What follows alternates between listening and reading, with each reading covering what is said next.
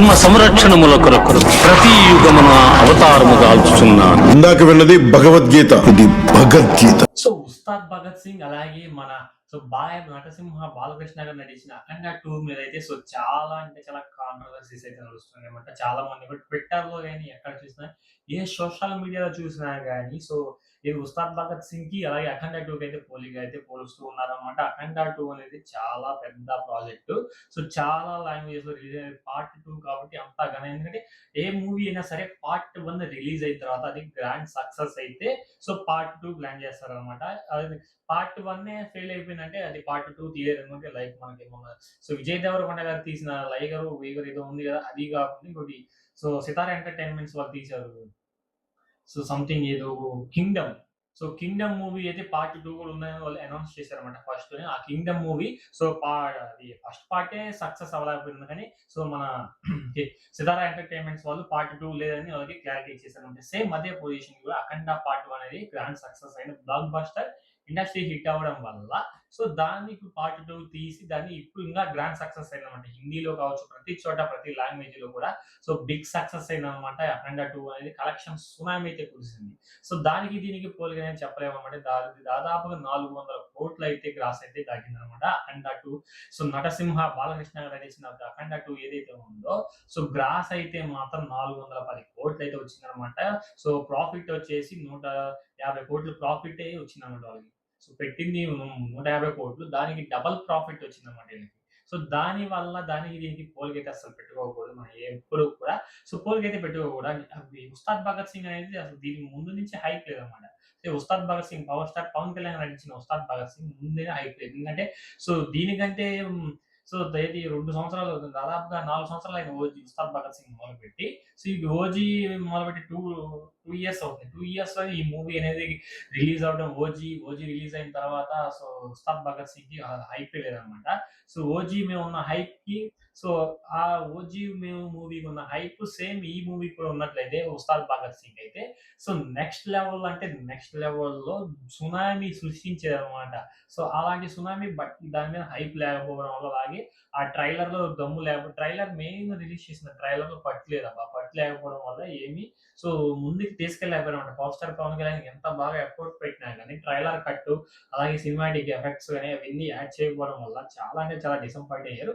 But story పరంగా మాత్రం movie success అయింది. స్టోరీ చాలా బాగుంది, ఎక్కడ కూడా బోర్ కొట్టదన్నమాట.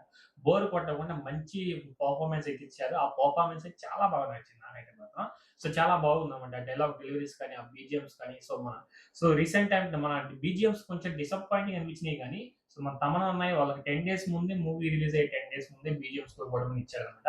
సో దాదాపుగా సో మైత్రి మూవీ మేకర్స్ వాళ్ళకి మ్యూజిక్ డైరెక్టర్స్ మార్చడం పెద్ద కొత్త ఏం కాదనమాట. దాని వల్ల సో కొంచెం డిసప్పాయింటింగ్ గా స్పీడ్ గా కొట్టడం మూవీ దగ్గరకు రావడం వల్ల సో ఇలా స్పీడ్ అప్ గా సో తమన్నా అయితే ఇచ్చిపడేసారు అనమాట మ్యూజిక్. సో ఓవరాల్ అయితే చాలా బాగుంది. బట్ ఇప్పుడు ఏంటంటే సో ప్రాఫిట్ అయితే ఏం రాలేదు కానీ సో వాళ్ళకి లాస్ లేకుండా ఉందన్నమాట మైత్రి మూవీ మేకర్స్ వాళ్ళకి. సో లాస్ లేకుండా అలా దాదాపుగా 139 140 కోట్లు అయితే వచ్చిందన్నమాట. ఇంకా 10 కోట్లు అయితే రావాల్సి ఉంది. ప్రాఫిట్ అయితే వస్తుంది, వాళ్ళ ప్రాఫిట్ వాళ్ళకి వస్తుంది అనమాట. వాళ్ళు పెట్టిన ప్రతి రూపాయి ఇంటికి వచ్చింది.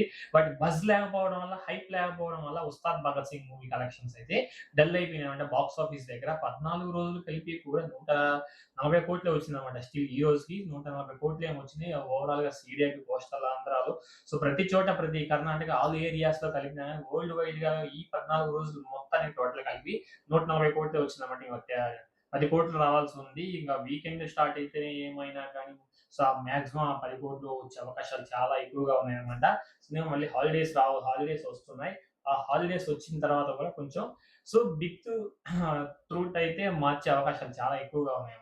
TFI లో ఇది చాలా అంటే చాలా సహజం. ఎందుకంటే ఇప్పుడు అది కాక దురంధర్ ఎఫెక్ట్ పడింది. చాలా మంది దురంధర్ మీద సో ఎక్కువ ఫోకస్ పెట్టడం వల్ల, ఎందుకంటే అది చాలా బిగ్ మూవీ అనమాట. ఎందుకంటే 3 గంటలు 4 గంటల సేపు థియేటర్ లో కూర్చొని ఎంజాయ్ చేయడం, అలా ఒకదాని తర్వాత ఒకటి ఫైట్ సీన్స్ రావడం, డైలాగ్స్ రావడం కానీ సో దురంధర్ చాలా బాగా నచ్చింది అనమాట అందరికి. అందుకని సో ఆడియన్స్ అంతా దానికి వెళ్ళిపోయారు అనమాట. మా TFI ఏ లాంగ్వేజ్ అయినా సో ఆదరిస్తుంది అనమాట. TFI మన సో ప్రేక్షకులు అయితే దాని వల్ల ఇంత ఎఫెక్ట్ పడింది ఇది 'ఉస్తాద్ భగత్ సింగ్'. పవన్ కళ్యాణ్ ఫ్యాన్ బేస్ లేదా అని మీరు క్వెషన్ చేయొచ్చు. ఉంది. పవన్ కళ్యాణ్ గారికి ఫ్యాన్ బేస్ ఉంది. ఫ్యాన్ బేస్ ఉన్నా సో మూవీ మీద హైప్ లేకపోవడం వల్ల, హైప్ ఉంటే హైప్ బజ్ క్రియేట్ అయితే మాత్రం సో ఎక్కడో పీక్స్‌లో కూర్చోబెట్టేస్తారన్నమాట ఫ్యాన్స్ అనేది. ఎందుకంటే హైప్ ఉండాలన్నమాట. ఏ మూవీ 'దురంధర్ పార్ట్ 1' వచ్చింది. ఎంత గ్రాండ్ సక్సెస్ అయింది. సో 'దురంధర్ 2' అలా అంతే సేమ్ గ్రాండ్‌గా ఉంది. జస్ట్ సో వాళ్ళు డిసెంబర్‌లో 'దురంధర్ పార్ట్ 1' రిలీజ్ చేశారు. తర్వాత మార్చిలో రిలీజ్ చేశారు. ఇప్పుడు మార్చి దాదాపుగా 4 నెలలు కావచ్చు. 4 నెలల్లో పార్ట్ 2 తీసి 4 గంటల సినిమాని తీసి సో ఇంత అవుట్‌పుట్ ఇస్తారని నేను కూడా ఎక్స్‌పెక్ట్ చేయలేదన్నమాట. ఎనీహో ఏదైనా కానీ సో హైప్ లేకపోతే ఏ మూవీ అనేది కలెక్షన్స్ గాని, బజ్ లేకపోతే ఏ మూవీ గాని కలెక్షన్స్ సునామీ అయితే కురవదన్నమాట. సో మీకు ఒక క్లారిటీ వచ్చిందని నేనైతే అనుకుంటున్నాను. సో ఇది ఫ్రెండ్స్ ఈరోజు వీడియో. ఈ వీడియో నచ్చితే మాత్రం లైక్ చేయండి. కొత్తగా విజిట్ చేసినట్లయితే తప్పకుండా సబ్స్క్రైబ్ చేసుకోండి. సో అలాగే పక్కనే ఉన్న హైప్ బటన్ మీద క్లిక్ చేసి హైప్ బటన్ క్లిక్ చేసేయండి. సో నాకు కొంచెం మోటివేషన్ లాగా ఉంటుందన్నమాట. సో నెక్స్ట్ వీడియో కలుద్దాం. Till then